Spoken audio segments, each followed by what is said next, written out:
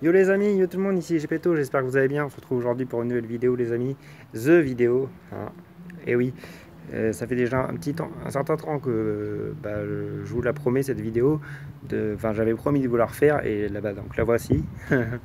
Les amis, c'est vrai qu'entre temps j'ai décidé de proposer un petit peu de gameplay sur ma chaîne, hein, parmi les temps libres, mais sinon j'ai vraiment pas eu le temps hein, depuis de refaire la vidéo.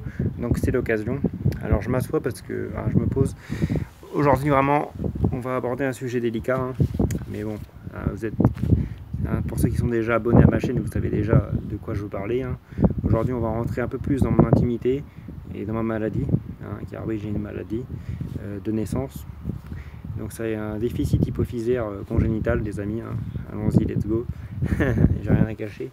Alors désolé de vous envoyer ce nom barbare à la figure, hein, d'entrée de jeu. Un déficit hypophysaire congénital, j'espère que vous allez m'entendre cette fois parce que la dernière fois en fait je refais la vidéo parce qu'il y a eu un problème technique.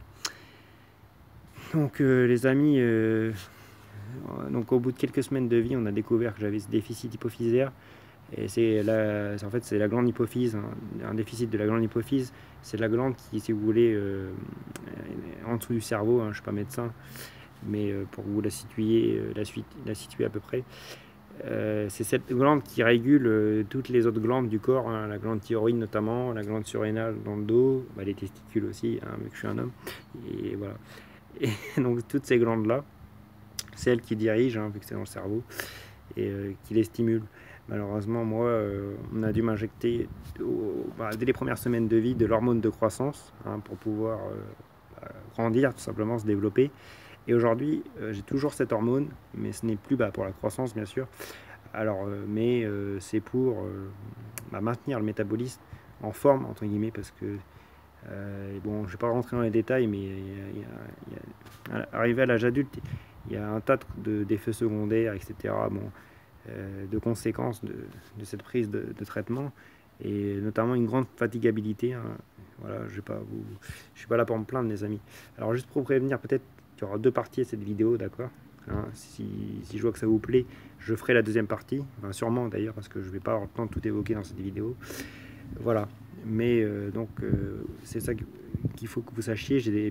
Donc en plus de ces piqûres-là qu'on m'injecte tous les jours, j'ai d'autres traitements pour la glande thyroïde notamment. Donc je prends enfin anciennement c'était du lévothyrox, mais bon ça a fait scandale il y a un peu plus d'un an maintenant. Et en tout cas c'est de l'hormone de synthèse qu'on m'injecte, hein, vous inquiétez pas. J'ai eu de la chance, hein, je suis né en 1990. Un an avant, jusqu'en 1989, en France, on a commercialisé l'hormone, enfin, c'était d'origine animale, quoi, même animale, enfin humaine. C'était on prélevait carrément cette hormone sur les cadavres et justement, ça engendrait notamment aussi la maladie de la vache folle, si vous en avez entendu parler, si vous êtes des 90, des 90s comme moi. Et moi, en tout cas, j'ai eu de la chance, a priori. Je n'ai pas reçu d'injection d'hormones, de cette hormone-là. Ça a toujours été de l'hormone fabriquée en laboratoire, l'hormone de synthèse. Je dis bien normalement, parce que sinon, je suis susceptible et sujet à l'avenir de développer une dégénérescence ou une tumeur, je sais pas trop, ou un cancer même. Mais bon, normalement, théoriquement, j'ai pas reçu cette hormone-là pour me développer. Et c'est voilà, la maladie de Creutzfeldt-Jacob. Alors je vous écrirai ça dans la barre de commentaires, dans la barre d'infos, là juste en dessous de la vidéo, pour ceux qui ne connaissent pas. Mais en fait, ce qui est curieux quand même, ce qui peut poser question, c'est qu'en 1990, hein, en 1989, lorsque le gouvernement a interdit la commercialisation de cette hormone, il restait un stock énorme, hein. Et donc on se demande s'ils ne l'ont pas écoulé malgré tout. Alors ça serait un autre scandale d'État, mais bon. Voilà les amis, donc tout ça pour vous dire, donc j'ai reçu cette hormone, hein, et puis vu que je ne secrète pas du tout d'hormones en fait, c'est ça les amis, je ne secrète pas du tout d'hormones, et c'est voilà. Et donc je vous en parlerai dans la deuxième partie, hein.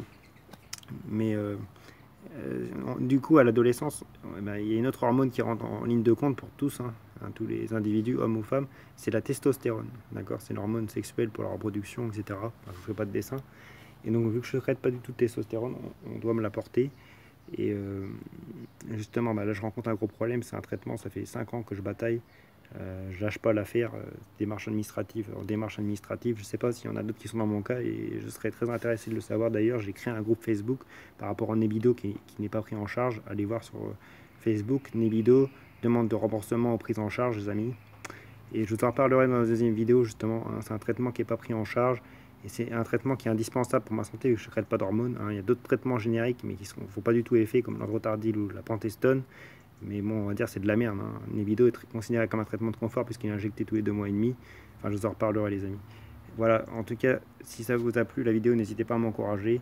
Et donc, je ferai la deuxième partie prochainement.